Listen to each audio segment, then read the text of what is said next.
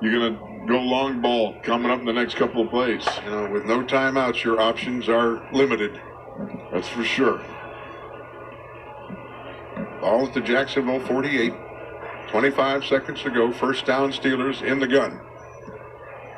Trubisky back. Throws the sideline pattern. And, it's incomplete. Rodney Williams didn't squeeze it. He's been targeted twice, and neither time did he catch the ball. And so that stops the clock at 19 seconds. Steelers have a 2nd and 10. That's football basics 101. Put the ball in, tuck it, and go. But right now, that catch and Hot Rod Williams is the least of their worries right now.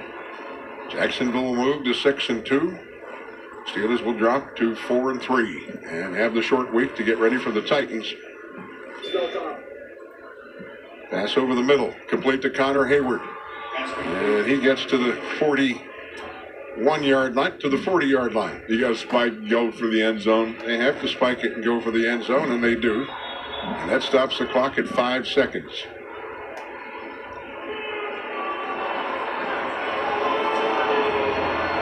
Brings up a 2nd and 10. I'm sorry, a 4th and 2. It's they still haven't made the first down, but it doesn't matter because everything's down to short strokes. After the spike by Mitch Trubisky. You're going to have to, got to go long ball. And there's really nothing you can do. Look where the safeties and the corners and, yeah. You know, I think the whole bench is down there near the end zone for Jacksonville. All right, Mitch is back with the snap. Here it is. He throws it long down the field. The pass will be intercepted, and running up the field with the football and stepping out of bounds is the interceptor, and that is Johnson. And that ends the game. The zeros are there. And Jacksonville comes in and displays why they've won 5 in a row now. They had a good performance, and the Steelers came up short. That's the end of the game with the final score, 20-10 Jags. Brought to you by your neighborhood Ford store. The F-150 is the official truck of the Pittsburgh Steelers. Stay tuned for Steelers' first reaction and the Mike Tomlin post-game press conference. You're listening to the Pittsburgh Steelers Radio Network. The Pittsburgh Steelers Radio Network presents Steelers Football 2023. Brought to you in part by Acrisure, the official insurance and cybersecurity partner of the Pittsburgh Steelers. By 84 Lumber. 84 Lumber is a dynasty partner of the Pittsburgh Steelers. By your neighborhood Ford store. The F-150 is the official truck of the Pittsburgh Steelers. By the Gateway Clipper, the best way to a Steelers game.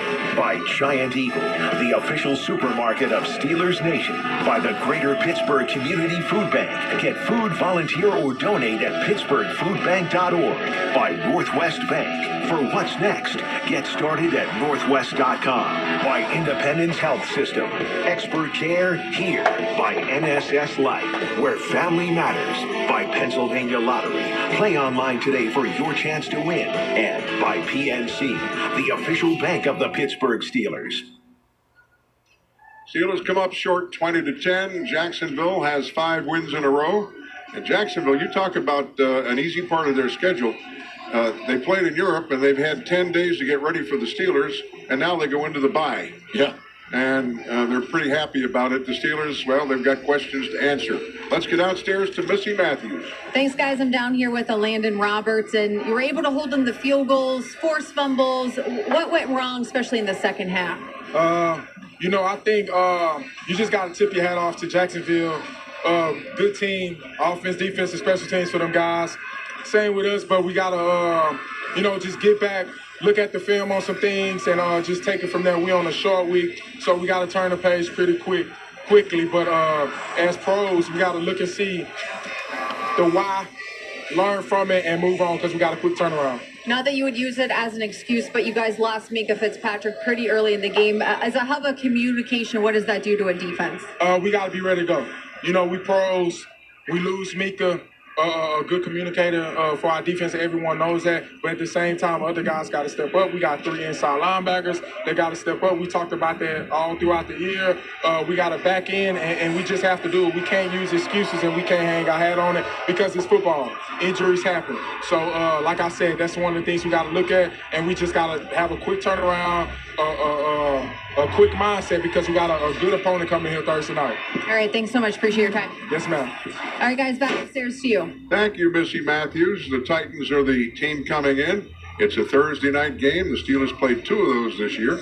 And on the short week, they just have to quickly bury this one and get ready for the Titans, who won a football game today. And by the way, the Carolina Panthers finally got in the win column today as well.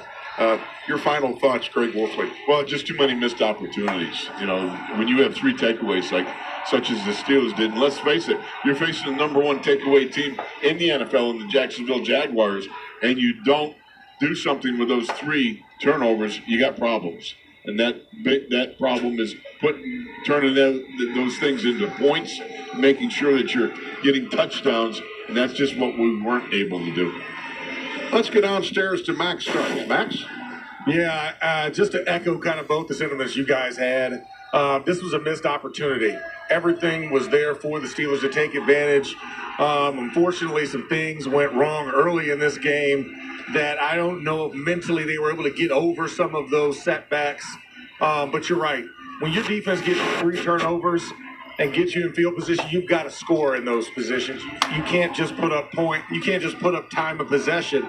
You've got to put the ball in the end zone or through the uprights, and that eventually makes it the issue that we're looking at. And maybe, who knows, if something changes in the first half, maybe it changes the mental capacity of this team going into halftime and coming out of it. But it was just a tough pill to swallow. You lose your starting quarterback.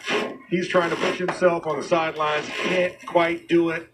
And Mr. Trubisky comes in. He battled hard for a guy that didn't get any reps. He kind of got thrown straight into the action. But I think when we look back on this, it's going to be a missed opportunity for this team. They couldn't take it. Well, I think we lost Max Starks to the evil spirits out there in Technoland. Yes, indeed. Very few times does a stat tell the tale, but I think if you want to point to something that boils down the performance today, the average Jacksonville starting line was the 36-yard line. The average Steelers starting line was the 21. That's tough to overcome. Well, that